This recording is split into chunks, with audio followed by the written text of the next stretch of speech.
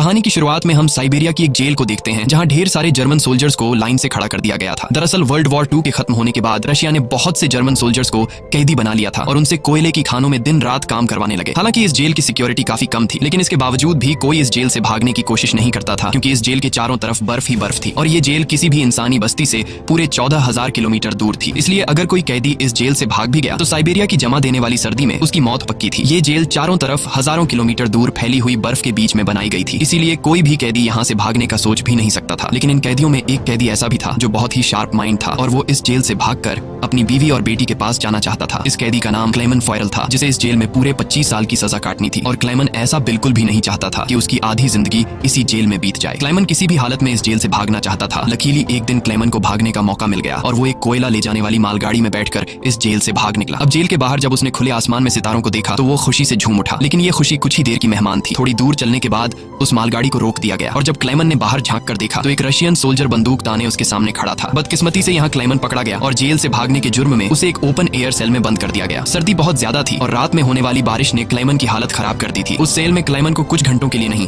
बल्कि पूरे 2 दिनों तक रखा गया। अब पूरे 2 दिन बाद अगली सुबह जेल का वार्डन उसके पास आया और उसे सेल से बाहर निकालकर उससे कुछ भी टॉर्चर नहीं किया गया, बस सिर्फ ये बोला कि तुम्हारे साथी बेसब्री से तुम्हारा इंतजार कर रहे हैं। अब जब क्लेमन अपने साथियों से मिला तो वो सब लाठियां और डंडे लेकर उसका इंतजार कर रहे थे। वो सब क्लेमन पर बहुत गुस्सा थे क्योंकि क्लेमन के भागने की वजह से उन सबको पिछले 2 दिनों से भूखा रखा गया था और क्लेमन को अब वार्डन की बात समझ में आ गई कि उसने क्यों कहा था कि तुम्हारे साथी तुम्हारा इंतजार कर रहे हैं। अब क्लेमन को देखते ही बाकी कैदियों ने उस पर हमला कर दिया और उसे बहुत बुरी तरह से मारा। इस मारपीट में क्लेमन इतना जख्मी हो गया कि उसे जेल के हॉस्पिटल में एडमिट करना पड़ा। इस जेल का डॉक्टर भी एक जर्मन कैदी था। जैसे ही क्लेमन होश में आया उसने डॉक्टर से कहा कि मैं एक बार फिर से जेल से भागना चाहता हूं और मुझे आपकी मदद चाहिए। डॉक्टर क्लेमन की बहादुरी देखकर हैरान रह गया कि ये इतना सब कुछ झेलने के बाद भी हार मानने को तैयार नहीं। डॉक्टर ने उसे समझाया कि इस जेल से जिंदा भाग पाना नामुमकिन है और अगर तुम यहाँ से भाग भी गए तो बाहर की जमा देने वाली सर्दी में मर जाओगे। लेकिन हकीकत ये भी है कि अगर तुम यहाँ से नहीं भागे तब भी तुम्हारी मौत पक्की है, क्योंकि जिन कोयले की खानों में तुम काम करते हो वहाँ कार्बन की मात्रा बहुत ज्यादा है जो हवा के जरिए तुम्हारे शरीर में जाता है और उससे कैंसर जैसी खतरनाक बीमारियां होती हैं। इसलिए डॉक्टर ने क्लेमन से कहा कि तुम्हें एक आखिरी बार इस जेल से भागने की कोशिश जरूर करनी चाहिए। उसके बाद डॉक्टर ने अपने सारे गर्म कपड़े, जूते और जरूरत का सारा सामान निकालकर क्लेमन को दे दिया और उसे यह भी बताया कि रशियन सोल्जर्स अपना खाना रेलवे लाइंस के पास छुपा कर रखते हैं। इसके साथ ही उसने क्लेमन को एक बंदूक भी दी ताकि वो अपनी हिफाजत कर सके। दरअसल डॉक्टर ने यह सारा सामान इसलिए पहले से इकट्ठा किया हुआ था क्योंकि वह खुद भी इस जेल से भागना चाहता था, मगर एक हफ्ते पहले उसे पता चला कि वह कैंसर का मरीज है और उसके पास 1 महीने से ज्यादा वक्त नहीं है। अब उसने क्लेमन को एक लंच बॉक्स दिया और कहा कि अगर तुम जिंदा बच गए तो मेरी फैमिली तक ये लंच बॉक्स पहुंचा देना और कहना कि मैं इस दुनिया में अब नहीं रहा। यहाँ एक बार फिर से रात के अंधेरे में क्लेमन दोबारा भाग निकला और इस बार उसने मालगाड़ी की बजाय पैदल चलने का फैसला किया। वो पूरी रात पैदल चलने के बाद सुबह भी चलता रहता है क्योंकि उसे डर रहता है कि कहीं रशियन सोल्जर उसे पकड़ न ले। अब जब सुबह वार्डन को पता चला कि क्लेमन जेल से फरार हो चुका है तो वो सीधा डॉक्टर से पूछताछ करने उसके कमरे में पहुंचा, लेकिन उसके पहुंचने से पहले ही डॉक्टर ने अपनी जान ले ली थी क्योंकि उसे पता था कि क्लेमन के भागने की खबर सुनने के बाद वार्डन मुझे बहुत तड़पा तड़पा कर मारेगा। इसके बाद वार्डन ने कई रशिया सिपाहियों को क्लेमन की तलाश में भेजा और उसे जिंदा पकड़कर वापस लाने का हुक्म दिया, लेकिन कई दिनों की तलाश के बाद भी उसे क्लेमन का कोई पता न चल सका। क्लेमन की खुशकिस्मती ये थी कि बर्फबारी स्टार्ट होने की वजह से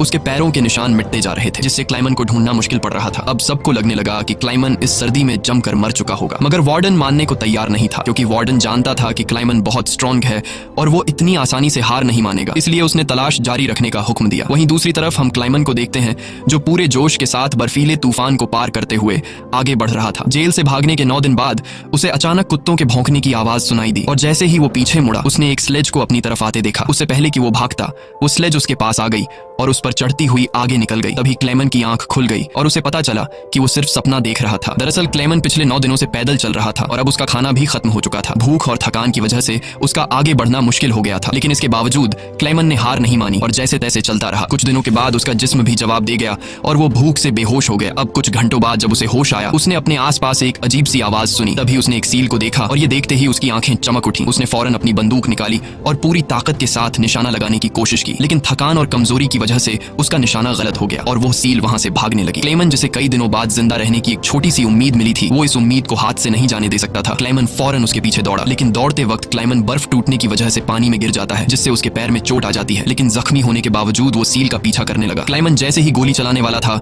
वो सील एक चट्टान के पीछे छिप गई। क्लेमन और आगे बढ़ता है और सील को दोबारा देख लेता है। उससे पहले कि वो पानी में जाती क्लेमन ने अपनी आखिरी गोली चलाई और खुशकिस्मती से वो गोली उसे लग गई। ये देखकर क्लेमन खुशी से झूम उठा क्योंकि अब सफर के दौरान उसे खाने की फिक्र नहीं थी। कई दिनों के बाद क्लेमन ने पेट भर कर खाना खाया और थोड़ा आराम करके अपना सफर जारी रखा। अब इतने लंबे सफर में क्लेमन बिल्कुल अकेला अकेला था और उसके चारों तरफ बर्फ के अलावा कुछ भी न था। इस माहौल में उसकी दिमागी हालत खराब हो सकती थी, इसलिए वो खुद से बातें करता और पॉजिटिव बातें कहकर खुद को आगे बढ़ने के लिए मोटिवेट करता। इसके साथ ही वो हर वक्त कैंपस के जरिए अपने रास्ते को देखता है ताकि वो इस बर्फीली वादी में कहीं खो न जाए। इसी तरह दिन गुजरते गए और फिर महीने, लगातार 2 महीने चलने के बाद क्लेमन को इस बर्फीले मैदान में एक छोटा सा पेड़ दिखाई दिया। इस पेड़ को देखकर क्लेमन इतना खुश हुआ कि जैसे उसे कोई खजाना मिल गया हो और वो भागकर उस पेड़ को गले लगा लेता है। दरअसल ये पेड़ इस बात की निशानी थी कि क्लेमन लगातार 2 महीने चलने के बाद अब ये बर्फीला मैदान क्रॉस कर चुका है और आगे जंगल शुरू होने वाला है। थोड़ा ही आगे चलने के बाद ठीक वैसा ही हुआ जैसा उसने सोचा था। अब यहाँ से जंगल शुरू होने वाला था। बर्फ का इलाका खत्म हो रहा था। वो जंगल में बहुत खुश था। वो लकड़ियां इकट्ठा करके आग जलाता है और कई महीनों बाद पहली बार सुकून से सो जाता है। पर अगला दिन उसके लिए सुकून का था या नहीं,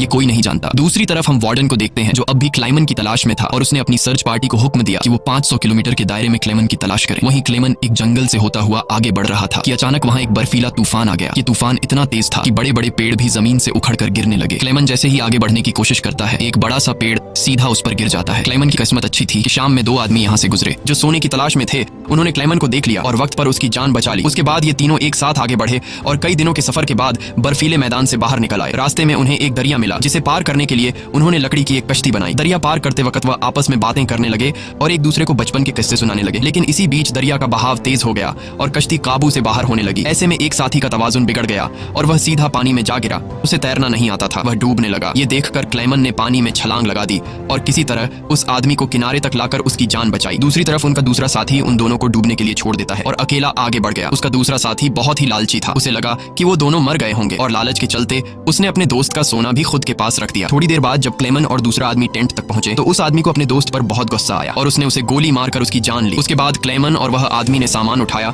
और सफर जारी रखा। वे दोनों कई महीनों तक इसी उम्मीद पर चलते रहे कि कोई इंसानी आबादी उन्हें मिल जाए। लेकिन दोबारा सर्दियों का मौसम आ गया और हर तरफ के जंगलात बर्फ की सफेद चादर में छुप गए। उस आदमी ने जो सामान उठाया था वह काफी भारी था, इसलिए उसे बर्फ में चलने में मुश्किल हो रही थी। ये देखकर क्लेमन ने उसका बोझ हल्का करने की कोशिश की और कहा कि कुछ देर के लिए अपना सामान मुझे दे दो। लेकिन यहाँ उस आदमी को शक हुआ कि शायद क्लेमन भी उसका सोना चुराना चाहता है, इसलिए उसने क्लेमन पर हमला करके उसे नीचे धकेल देता है जिससे क्लेमन बेहोश हो जाता है। थोड़ी देर बाद क्लेमन को होश आया तो उसने देखा कि भेड़ियों का एक झुंड उसकी तरफ आ रहा है। अपनी जान बचाने के लिए वो एक दरख्त पर चढ़ने लगता है, लेकिन पेड़ पर चढ़ते वक्त एक भेड़िया उसका पांव पकड़ लेता है। लेकिन दरख्त कमजोर था और दरख्त दरमियान से टूट गया जिससे क्लेमन नीचे गिर पड़ा। अब क्लेमन को लगा कि उसकी मौत पक्की है। तभी अचानक गोली चलने की आवाज आई। क्लेमन ने आंखें खोली तो उसने देखा कि कुछ भेड़िए मर चुके हैं और जो जिंदा थे वह भाग चुके हैं। दरअसल इलाके के शिकारियों ने आकर उसकी जान बचाई। वो उसे अपने गांव ले गए जहां गांव के लोगों ने उसका इलाज किया। बरसों की मेहनत के बाद क्लेमन एक इंसानी आबादी तक पहुंच चुका था। लोगों को देखकर उसे बेहद खुशी हुई। कई दिनों तक वो गांव में रुका और लोगों ने उसकी खूब खातिरदारी की। एक दिन गांव में एक लेटर आया जो किसी और का नहीं बल्कि खुद वार्डन का था। इसमें लिखा था कि एक जर्मन फौजी हमारी जेल से फरार हो चुका है और अगर किसी ने उसे पनाह दी तो वह गद्दार कहलाएगा। अब ना चाहते हुए भी क्लेमन को यह गांव छोड़ना पड़ा, क्योंकि अगर वो यहाँ से नहीं जाता तो वार्डन इस गांव वालों को भी सजा देते। जाने से पहले गांव के लोगों ने उसे खाने पीने का सामान और एक शिकारी कुत्ता दे देते हैं। इस लंबे सफर में अब क्लेमन का एक साथी भी बन गया है, इसलिए अब उसे अकेलापन महसूस नहीं हो रहा था। वे दोनों कई दिनों तक चलते रहे। रास्ते में उन्हें एक लकड़ी की फैक्ट्री नजर आई और कुत्ता खाने की तलाश में उसकी तरफ दौड़ा। अब क्लेमन अपने कुत्ते को बचाने के लिए मिल के अंदर गया। वहां वर्करों ने क्लेमन को पहचान लिया और उसे मालिक के पास ले गए। वहां जाकर क्लेमन ने मालिक को अपनी पूरी कहानी सुनाई जिससे सबको क्लेमन पर तरस आया। उन्होंने उसे खाना खिलाया और जर्मनी जाने वाली ट्रेन में बिठा दिया। क्लेमन खुश था कि वह जल्द अपने घर पहुंच जाएगा, लेकिन वो नहीं जानता था कि मिल के मालिक ने उसकी खबर वार्डन को दे दी है। अब वार्डन अपने सिपाहियों के साथ स्टेशन पर उसका इंतजार कर रहा था, लेकिन स्टेशन पहुंचने से पहले क्लेमन ने दूर से रशियन सोल्जर्स को देख लिया और मौका मिलते ही ट्रेन से कूदकर भाग निकला। मगर बदकिस्मती से रशियन सिपाहियों ने उसे देख लिया और उसका पीछा करने लगे। क्लेमन ने जल्दी से पटरियां पार की, लेकिन अचानक न जाने वार्डन कहां से सामने आ गया। ये देखकर क्लेमन का दिल घबरा गया, क्योंकि अब उसे लगा कि उसकी बरसों की मेहनत जाया हो गई। अब इससे पहले कि वार्डन उसे गिरफ्तार करता, क्लेमन के कुत्ते ने वार्डन पर हमला करके उसे काट लिया और यूं एक बार फिर से क्लेमन को भागने का मौका मिल गया और वह पूरी जान लगाकर यहां से भागने लगा। लेकिन